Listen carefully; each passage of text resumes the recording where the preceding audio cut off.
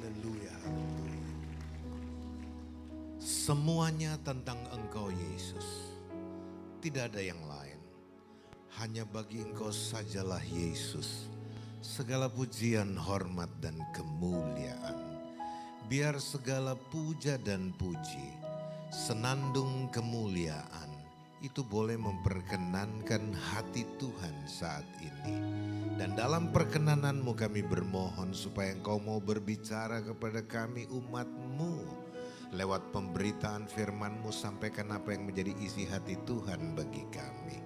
Buka pikiran kami agar kami mengerti dengan baik dan benar akan segala perkataan firman-Mu ya Tuhan.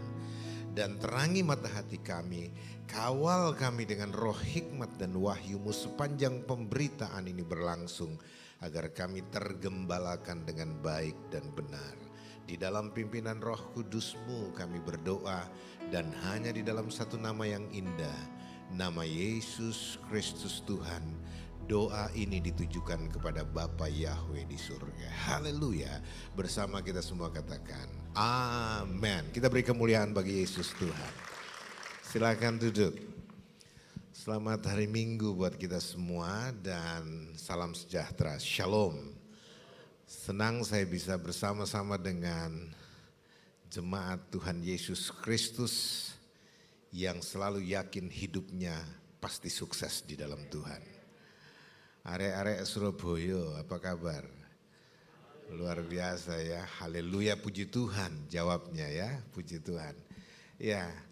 Saya mendapat kehormatan untuk melayani warga kerajaan sorga yang luar biasa di Surabaya ini. Ya, saya perlu perkenalkan diri. Nama saya saja ya, Joshua Tewu, hambanya Duta Kristus yang mendapat kepercayaan hari ini untuk menyampaikan kebenaran bagi saudara. Saya awali khotbah pagi ini dengan perkataan Yesus di dalam Matius 5 ayat 20. Yesus berkata begini, jika hidup keagamaanmu tidak lebih benar daripada hidup keagamaan ahli-ahli Taurat dan orang-orang Farisi, maka kamu tidak akan dapat masuk ke dalam kerajaan sorga. Sekali lagi ini Yesus yang bilang. Kepada khalayak ramai ketika itu, boleh dikata komunitas orang-orang religius. Yesus berkata jika hidup keagamaanmu tidak lebih benar, bukan tidak lebih baik, tidak lebih benar dari hidup keagamaan ahli-ahli Taurat dan orang-orang Farisi, kamu tidak mungkin masuk surga. Standar yang Yesus katakan para ahli Taurat. Ya, bukan orang awam biasa. Ahli Taurat dan orang-orang Farisi yang merupakan standar tertinggi keagamaan ketika itu. Dan ini sama saja dengan mengatakan tidak mungkin kalian semua bisa menandingi, mengungguli kehidupan beragama para ahli Taurat dan orang-orang Farisi. Tidak mungkin. Kalau semua orang kala itu menganggap mereka dapat diselamatkan kalau mereka melakukan kehidupan beragama yang terbaik. Dengan amal perbuatan mereka, amal saleh mereka. Dan itu tidak mungkin. Apa yang Yesus katakan sebenarnya adalah inti dari hukum Taurat. Ya. Hukum Taurat mengawal mereka sampai pada pemahaman akan kesadaran bahwa ternyata dengan upaya agamawi, dengan upaya yang lahir dari kekuatan mengandalkan diri sendiri, tidaklah mungkin kita bisa mencapai kehidupan yang kekal alias masuk sorga. Tidak mungkin. Karena Taurat hanya berfungsi sampai pada menyadarkan kita bahwa kita manusia berdosa yang pasti mati, binasa tanpa juru selamat. Maka Taurat menyadarkan bahwa kita butuh juru selamat. Dan Yesus menyadarkan hal ini agar mereka sadar. Agama tidak menyelamatkan, agama mereka itu hanya diperuntukkan supaya mereka sadar mereka butuh Tuhan, mereka butuh juru selamat. Ya. Dan saudaraku yang terkasih, masih banyak orang sampai sekarang bahkan kekristenan yang hidupnya persis gaya hidup orang-orang Yahudi. Orang-orang beragama. Para ahli Taurat dan orang Farisi, dan seolah-olah hidup seperti inilah hidup berkualitas yang dijamin masuk surga. Orang bule bilang, "Nih, nggak mungkin. Keselamatan only by grace. Keselamatan itu hanya oleh anugerah. Tapi bukan anugerah tanpa dasar. Anugerah berdasarkan kebenaran. Itu yang dibilang grace and truth. Apa itu? Kebenaran yang berdasarkan iman. Iman bukan kepada Tuhan sembarangan, tapi kepada Tuhan yang benar, Yesus Kristus namanya. Kita beri kemuliaan bagi Yesus dulu. Jadi bagaimana kita bisa memahami ini? Perkataan Yesus yang menjadi shock terapi bagi masyarakat religius ketika itu. Hanya jikalau kita percaya kepada Yesus yang telah menyempurnakan segala tuntutan hukum Taurat terselesaikan lewat pengorbanannya di kayu salib. Hanya Yesus seorang diri yang telah menggenapi secara sempurna seluruh tuntutan hukum Taurat. Hanya Yesus, saudara-saudara. Di kayu salib ketika dia menyerahkan hidupnya, sebelumnya dia berkata, "Sudah selesai." Dan kalau Yesus katakan sudah selesai, tidak ada yang perlu ditambahkan lagi. Karena sempurna karya penyelamatan yang Yesus lakukan di Golgota. Tidak perlu ditambahkan dengan upaya agamawi kita. Tidak perlu ditambahkan dengan segala macam gerakan amal saleh, amal sedekah. Halo? Lalu apakah kita tidak perlu berbuat baik? Salah. Tapi perbuatan baik kita bukan menjadi syarat keselamatan. Karena kita diselamatkan oleh anugerah. Ya. Lalu kalau kita berbuat baik, berbuat amal, itu karena dorongan rasa ucapan syukur karena Tuhan, karena kasih-Nya telah menyelamatkan kita. Itu lebih berkualitas. Kita berbuat baik karena dorongan kasih yang luar biasa. Amin, saudara. Kalau engkau percaya Yesus, engkau terhisap menjadi orang benar di dalam kebenaran Yesus. Itu yang dimaksudkan.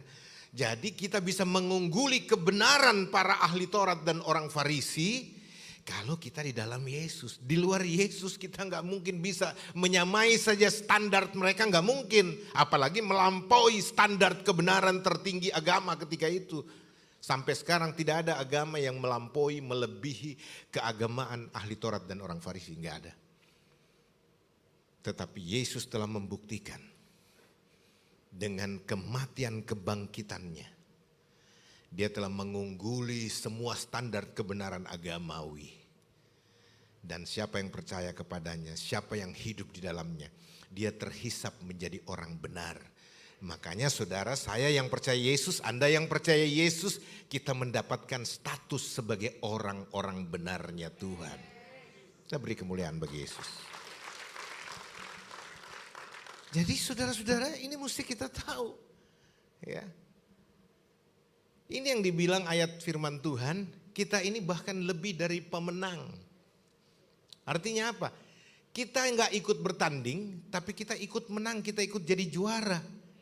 Ya, petarung sejatinya adalah Yesus Kristus, the champion yang memenangkan pertarungan itu. Tetapi kita yang ikut dalam barisan pemenang turut dikalungkan medali kemenangan. Ya. Saya punya salah satu grup, bukan grup, termasuk kalau mau dibilang idola pesepak bolaan gitu loh. Ya, Cristiano Ronaldo. Kenapa Cristiano Ronaldo? Karena ada kata Christ, ya, Cristiano Ronaldo. Ya, bukan grup. Jadi di mana dia ada, pokoknya saya nonton. Kalau klubnya tanpa dia beda. Tapi ini Cristiano Ronaldo-nya. Kenapa? Dalam tokoh persepak bolaan dia orang baik, orang yang beramal. Dia suka berbagi rezeki berkat kepada orang-orang miskin dan seterusnya. Tapi saya nggak bahas itu. Saya cuma mau katakan ketika klubnya, waktu itu Real Madrid misalkan, jadi juara, ya, pemain utamanya di situ Cristiano Ronaldo dan tim yang lain, oke? Waktu jadi juara, termasuk pemain cadangan, saudara-saudara, yang duduk di bangku cadangan yang tidak pernah turun main sepanjang turnamen berlangsung, ketika mereka dikalungkan medali kemenangan, menerima piala kejuaraan itu, mereka juga ikut berbaris dan ikut dikalungkan medali kemenangan. Padahal mereka tidak ikut bertanding, mereka cuma duduk di bangku cadangan, saudara-saudara. Tapi mereka ada di barisan para pemenang. Saudara dan saya ada di barisan sang pemenang sejati yang namanya Yesus Kristus Tuhan itu. Sehingga dia telah menang terhadap maut, kita juga ikut menang terhadap maut. Dia telah mati dan bangkit, kita juga mati dan bangkit bersama dengan dia. Di mana Yesus sekarang berada, saudara? Di sorga, kita pun sudah ada di sana dalam iman kita. Dan itu sebabnya kita berbahagia menjadi orang Kristen, anak-anak Tuhan, karena kita punya juru selamat yang hidup. Saya ini baru pengantar, biasanya saya khotbah 3 jam, gak apa-apa ya. Saudara-saudara yang kekasih, saya mau ajak saudara buka Roma 16. Ini inti khotbah saya cuma sebentar saja. Ya, kayaknya masih 30 menit. Saudara, Roma pasal 16, saya mulai ayat 24. Ya, dalam IMB sampai ayat 27 berbunyi seperti ini. Sebaiknya kita ikut membaca. Ayat 24 mulai. Anugerah Tuhan kita Yesus Kristus menyertai kamu semua. Katakan amin. Bagi Dia yang sanggup meneguhkan kamu sesuai dengan Injil yang kuberitakan dan pemberitaan tentang Kristus Yesus sesuai dengan penyingkapan misteri yang telah dirahasiakan sejak dunia dijadikan. Tetapi sekarang telah dinyatakan dan melalui kitab-kitab nubuat sesuai dengan perintah Elohim yang kekal telah diperkenalkan kepada segala bangsa untuk membawa mereka kepada ketaatan iman hanya bagi Dia Elohim yang bijaksana melalui Kristus Yesus. Bagi Dialah kemuliaan sampai selama-lamanya. Amin. Kita beri kemuliaan bagi Yesus Tuhan. Kenapa saya mulai ayat 24 dalam pasal terakhir kitab Roma? Pertama-tama saya mau katakan, karena ini yang di hati saya Tuhan taruh. Dalam persiapan perenungan saya untuk khotbah pagi ini, saya bertanya tentunya sebagai pelayan Tuhan, yang mana bagian dari firman-Mu yang harus saya sampaikan kepada umat-Mu terkasih di YHS Church Surabaya ini Tuhan. Tuhan taruh di hati saya ayat ini, mulai dari ayat 24. Saudara, anugerah, grace, anugerah Tuhan kita Yesus Kristus menyertai kamu semua. Amin, pakai amin, ayat ini pakai amin. Artinya ada orang yang tidak mau percaya, ada orang yang tidak mau mengakuinya. Ayat ini tetap benar pada dirinya sendiri, tidak butuh pembenaran dari pihak manapun. Ya, dikatakan anugerah Tuhan kita Yesus Kristus menyertai kamu semua. Saudara saat ini belum bisa percaya atau tidak mau percaya atau belum akan percaya, tidak peduli, ayat ini tidak bergoyang kebenarannya, dia tetap teguh sebagai kebenaran. Kata amin ada di situ. Saudara, untuk menegaskan keabsahan, kesahihan ayat firman Tuhan ini. Bahwa anugerah, grace of the Lord Jesus Christ be with you all. Beserta kita semua selama-lamanya. Dan itu fact, itu fakta saudara-saudara yang kekasih. Bahwa tidak berkesudahan kasih setia Tuhan. Anugerahnya terus menerus tersedia bagimu. Engkau yang ada dalam Yesus, anugerah itu menjadi bagian hidupmu dari sehari ke sehari sampai Tuhan datang yang kedua kalinya. Dan tidak pernah dibatalkan anugerah itu untuk Anda dan saya sebagai orang-orang yang telah ditebus, yang menjadi aset Tuhan. Makanya saya senang sekali ayat ini. Ya. Dikatakan anugerah Tuhan kita, Yesus Kristus, menyertai kamu semua. Di dalam grace itu sudah mencakup semuanya. Include all everything. Sudah segala sesuatunya tercakup di dalam anugerah itu. Bicara tentang keselamatan, hidup yang kekal adalah anugerah. Penjagaan, perlindungan Tuhan dalam hidup kita dimanapun kita berada itu adalah anugerah. Pemeliharaan Tuhan, makanan kita setiap harinya telah tersedia di hadapan kita oleh anugerah. Kita ada sampai saat ini adalah anugerah. Mau bicara apa? Semua adalah anugerah. Itu hebatnya jadi orang Kristen. Itu hebatnya menjadi pemercaya Yesus. Menjadi milik Tuhan. Karena apa saudara-saudara? Yang menyertai kita semua yang baik dari Bapa kita yang baik. Dimulai oleh anugerah. Hidup ini dimulai startingnya karena anugerah Tuhan. Ya, diakhiri kehidupan nanti juga di dalam anugerah Tuhan. Jadi dari alfa sampai omega, dari awal sampai akhir adalah anugerah dari Tuhan kita Yesus Kristus.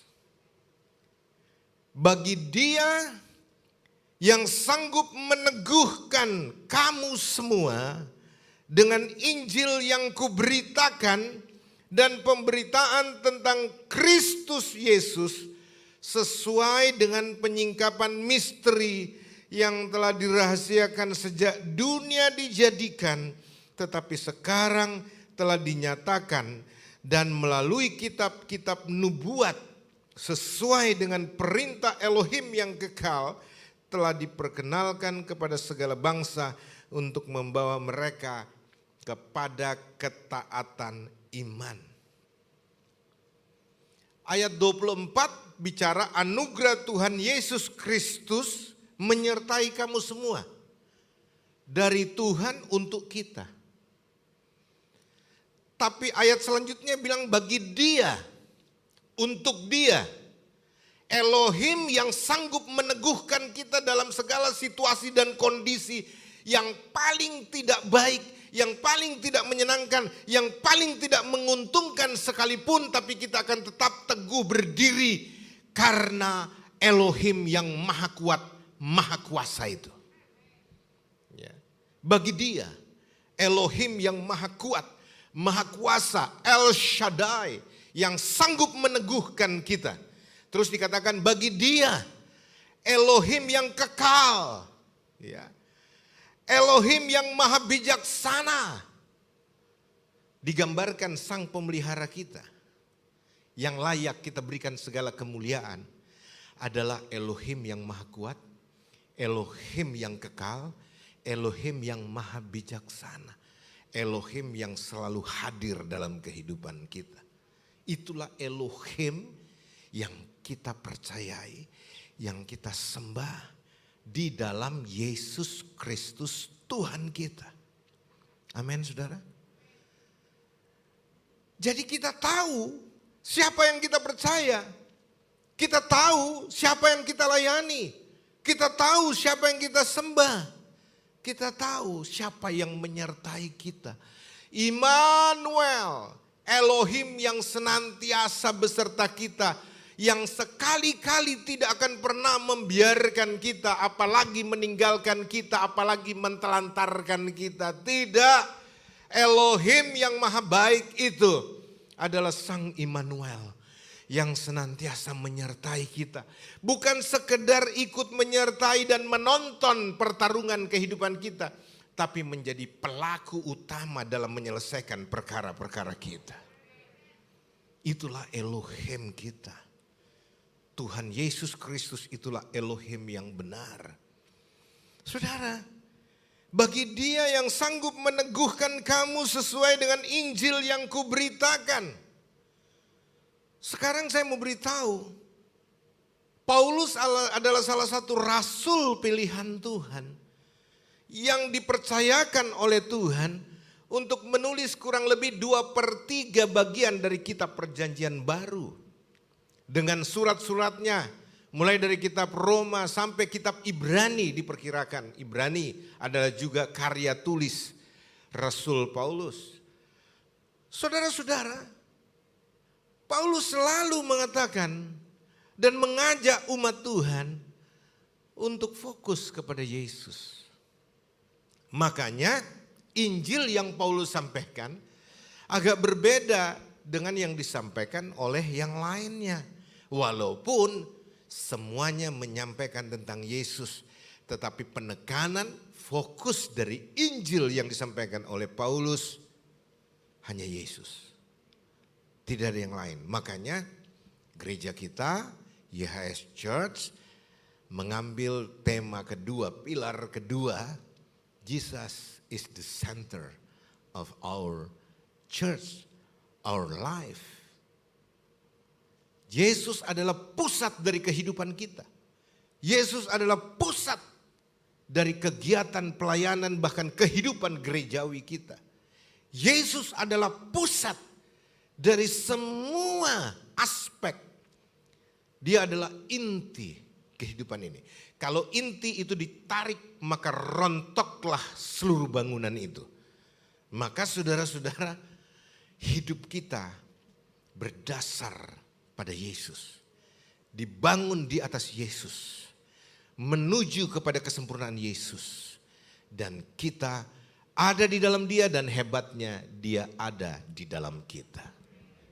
Saudaraku, kalau dikatakan pemberitaan tentang Yesus Kristus, inilah yang menjadi semacam penyingkapan rahasia yang berabad-abad, yang ditunggu oleh para nabi. Yang kitab-kitab para nabi itu menyuguhkan nubuatan tentang akan hadirnya seorang juru selamat, Sang Mesias, Sang terurap itu, untuk menyelesaikan persoalan dosa kita yang tidak mungkin diselesaikan oleh manusia siapapun, oleh lembaga keagamaan manapun. Tidak mungkin. Hanya Tuhan sendiri, hanya Bapa Yahweh sendiri, hanya Elohim sendiri yang sanggup menyelesaikan persoalan kita. Mulai dari Taman Eden sampai nanti di Taman Firdaus berikutnya. Tuhan punya konsep. Makanya saya suka katakan begini. Keselamatan itu diinisiasi oleh Tuhan sendiri. Keselamatan itu diprakarsai oleh Tuhan sendiri. Bukan manusia yang mengupayakan keselamatan bagi dirinya sendiri. Dosa membuat orang tidak ada yang berpikir tentang Tuhan, apalagi mencari Tuhan. Sebaliknya, dosa membuat orang jauh dari Tuhan. Ketika Adam dan Hawa melanggar perkataan firman, melanggar komitmen di Taman Eden, mereka jatuh di dalam bujuk rayu setan, lalu mereka berbuat dosa dengan melanggar perintah Tuhan. Mereka tidak datang kepada Tuhan, minta pengampunan, tidak. Mereka justru menjauh dari Tuhan. Yang justru mencari mereka adalah Tuhan sendiri, Elohim sendiri. Adam, di manakah engkau? Kalau Anda baca Perjanjian Lama dari Kejadian, Anda tahu apa yang saya maksud. ketika manusia terhilang karena dosa, tidak ada yang mencari Tuhan, justru Tuhan yang mencari mereka. Ini yang disebut grace, anugerah. Dari awalnya Tuhan yang mencari kita, Tuhan yang berinisiatif untuk menyelamatkan kita. Inisiatifnya di mana? Ketika manusia dalam dosanya berupaya mencari sesuatu untuk menutupi kemaluan mereka sebagai semacam refleksi dari dosa, semacam wujud, ya, akibat dari dosa yang mereka buat, saudara-saudara, mereka sadar akan ketelanjangan mereka dan mereka tidak bisa menerima diri mereka dalam keadaan seperti itu karena kemuliaan Tuhan telah lenyap akibat dosa. Lalu mereka cari penyelesaian. Ini yang dibilang penyelesaian dengan cara manusia, hanya untuk menutupi akibat dosa itu. Ya, bukan menyelesaikan dosanya, mereka nggak bisa. Mereka hanya mampu sampai berusaha menutupi akibat dosa, yaitu aib dosa mereka dengan apa? Mengambil daun pohon ara, lalu kemudian menutupi kemaluan mereka, dan ini kemudian dilucuti oleh Tuhan. Tahu dilucuti, dilepaskan. Kenapa? Karena untuk urusan dosa, penyelesaiannya, bahkan untuk menutupi semua akibat dosa itu, Tuhan punya cara sendiri, bukan manusia. Tuhan yang menetapkan. Akhirnya Tuhan ganti daun pohon ara itu dengan apa, saudara? Kulit binatang. Saudara, kalau ingat cerita itu kan, artinya apa? Manusia yang berdosa, binatang yang mati. Nggak mungkin dong kulit binatang itu diambil tanpa nyawa binatang itu melayang. Harus dipotong, darah tercurah, baru bisa dilucuti kulitnya untuk dibuatkan pakaian penutup bagi manusia yang telah jatuh dalam dosa. Ini menubuatkan apa? Pengorbanan Yesus di kayu salib. Sang Mesias yang dijanjikan itu. Itu yang saya katakan, saudara. Inisiatif dari Tuhan. Cara dari Tuhan. Penetapannya dari Tuhan. Bagaimana itu dilakukan, kapan itu dilakukan, semua dari Tuhan. Bukan dari manusia. Manusia hanya bisa menerima apa yang disediakan Tuhan. Dan itu sebabnya saudara-saudara dikatakan itu grace, anugerah. Keselamatan itu gift, pemberian cuma-cuma yang tidak mungkin kita bisa lakukan. Hanya Tuhan yang bisa lakukan itu bagi kita. Saudara-saudara, itu yang dibilang gift, pemberian cuma-cuma, karunia. Unmerited favor. Anugerah yang sebenarnya tidak pantas kita miliki. Tapi karena kasihnya yang luar biasa, Dia telah memberikan itu bagi kita. Kalau kita sadar ini, gak ada orang Kristen yang sombong, bro. Sis, gak ada yang sombong. Makanya orang yang hidup dalam anugerah pasti gak sombong. Jadi kalau ada orang Kristen katanya penganut grace and truth, tapi sombong, angkuh, belagu, orang Jakarta bilang, dia gak ngerti grace itu. Orang yang hidup dalam kasih karunia, anugerah, grace of God. Seperti orang-orang Surabaya yang wajahnya teduh. Katakan kiri kananmu, grace of God with you. Haleluya. Saudaraku, lihat ini. Sekalipun seperti itu, Yesus sudah menyatakan itu. Banyak orang gak percaya. Termasuk Yohanes Pembaptis sendiri sempat ragu. Ya kan? Sampai Yohanes Pembaptis menyuruh utusannya untuk menanyakan langsung kepada Yesus. Apakah kami masih tunggu yang lain atau sudah engkaukah itu yang dijanjikan dalam kitab para nabi, Sang Mesias itu? Jawaban Yesus kepada utusan messengers itu apa, saudara-saudara? Apakah Yesus bilang begini, kasih tahu sama Yohanes Pembaptis, ya udah benar gua tuh, ya udah saya itu nggak salah lagi. Enggak, Yesus punya cara jawaban nggak seperti itu. Jawaban Yesus kepada para utusan itu berkata begini, kasih tahu sama kasih tahu sama Yohanes, orang buta melihat, orang lumpuh berjalan, orang bisu berbicara, dan semua mujizat yang tidak mungkin dilakukan oleh nabi-nabi, oleh Mesias terselenggara dengan sempurna. Itulah tandanya Mesias yang benar. Ya, beritahu sama Yohanes, yang buta melihat, yang lumpuh berjalan, yang bisu berbicara, yang mati bangkit. Wow. Mereka lari ke Yohanes dan berkata, sudah dia itu. Dialah itu yang berkata-kata. Yohanes lalu menyerahkan hidupnya. Dipenggal pun dia tidak masalah. Karena apa? Dia tahu dia sudah menyelesaikan bagiannya. Mendahului Sang Mesias. Dia hanya pelayan pembuka jalan bagi karya Sang Mesias. Dia bukanlah Sang Mesias itu. Dan luar biasa saudara-saudara yang kasih. Pernyataan inilah yang menjadi penyingkapan rahasia berabad-abad.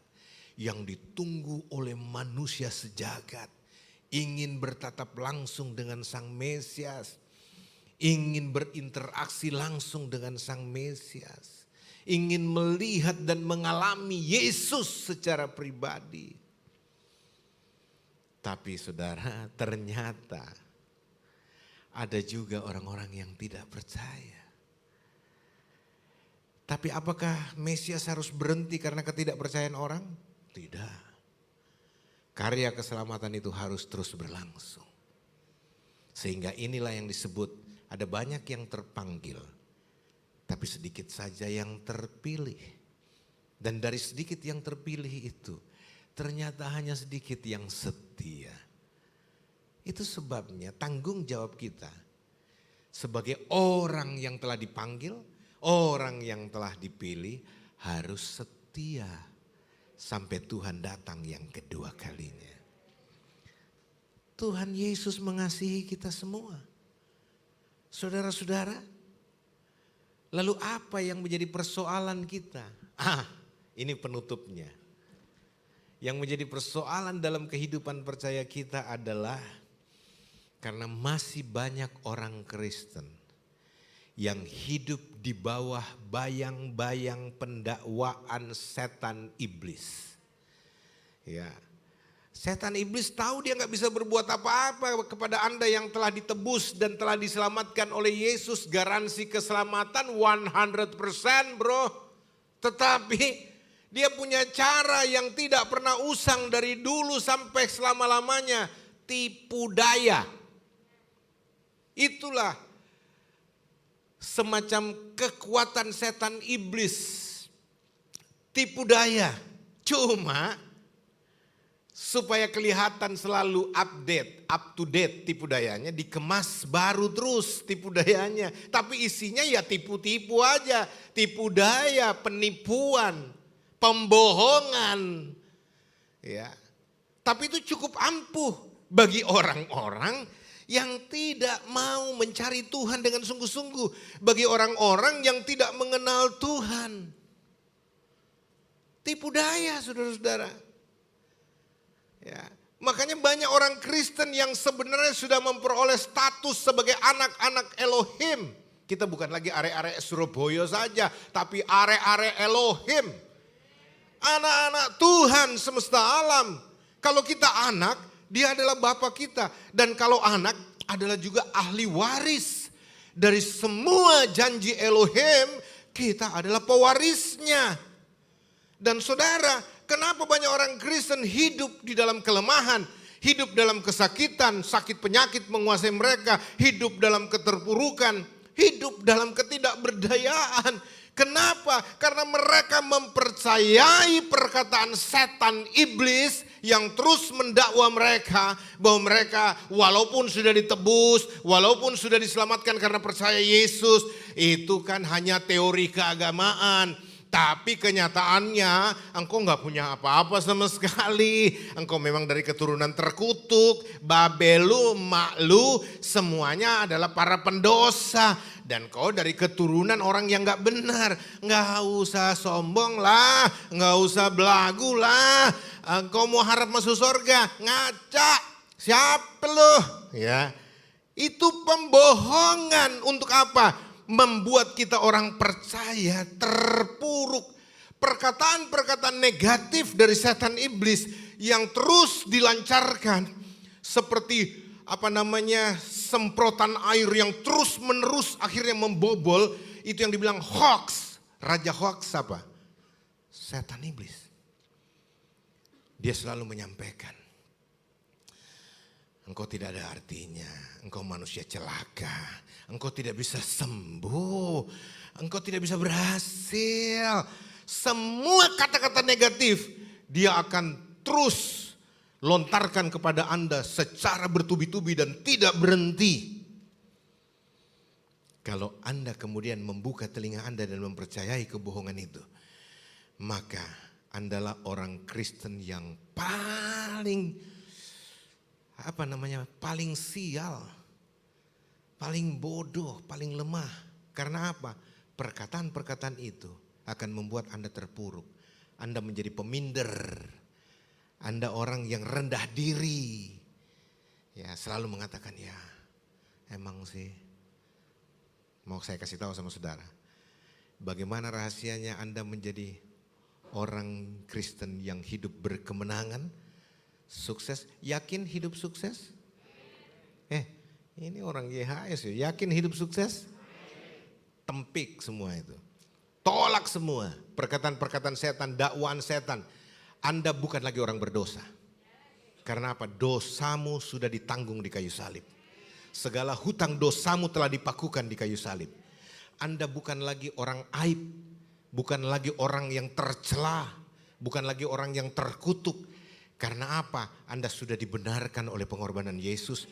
Anda sudah dikuduskan, disucikan. Anda itu orang-orang sucinya Tuhan, orang-orang kudusnya Tuhan. Bukan karena perbuatan kita, tapi anugerah, status sebagai orang benar, status sebagai orang suci, status sebagai orang kudus, status sebagai orang merdeka kita peroleh karena iman di dalam Yesus Kristus Tuhan.